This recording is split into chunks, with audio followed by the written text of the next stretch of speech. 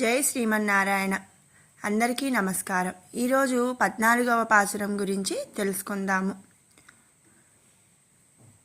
உங்கள் புலக்கடை தோட்டத்து வாவியல் செங்கழு நீர்வாய் நெகிழிந்து அம்பல்வாய் கூம்பினகான் செங்கல் பொடிக்கூரை வெண்பல் தவத்தவர் தங்கள் திருக்கோயில் செங்கிடுவான் போகின்றார் எங்களை முன்னம் எழுப்புவான் வாய் பேசும் நங்காய் எழுந்திராய் நானாதாய் நாவுடையாய் செங்கொடு சக்கரம் ஏந்தும் தடக்கையன் பங்கையக்கண் நானை பாడేలో రెంబావాయ్.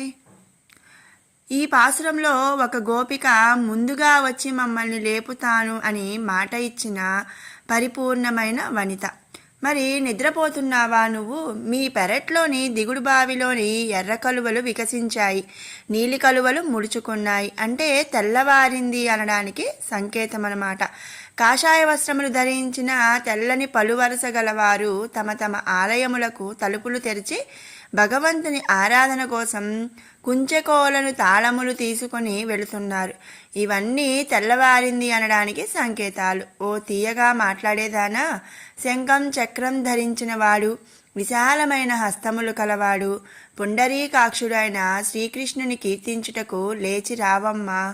ఈ విధంగా గోష్ఠిగా సంకీర్తనము చేసిన మన వ్రతము ఫలించగలదు. కాబట్టి వెంటనే మేలుకో.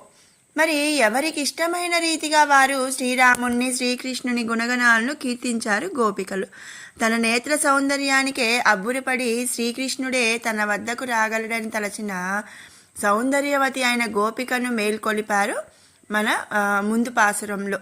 ఇప్పుడు ఊరినంతటినీ ఒకే త్రాటిపై నడిపించగలిగే సమర్థత కలిగిన నాయకురాలైన ఒక గోపికను ఆండాళ్ తల్లి ఈ పాసురంలో లేపుతున్నదనమాట.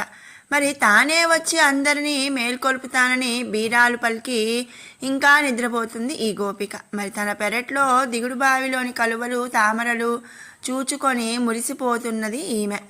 ఈ మధురానందంలో మునిగి తాను చేసిన బాసలను మర్చిపోయినది.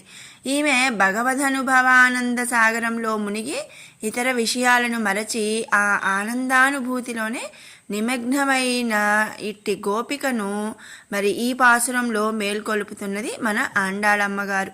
మరి విన్నారు కదండి 14వ పాసురం యొక్క అర్థము. మరి రేపటి వీడియోలో 15వ పాసురంతో కలుసుకుందాము. మీకు ఈ వీడియో నచ్చినట్టయితే లైక్ చేయండి, షేర్ చేయండి. అలాగే మరిన్ని అప్డేట్స్ కోసం మన ఛానల్ని సబ్స్క్రైబ్ చేసుకోండి.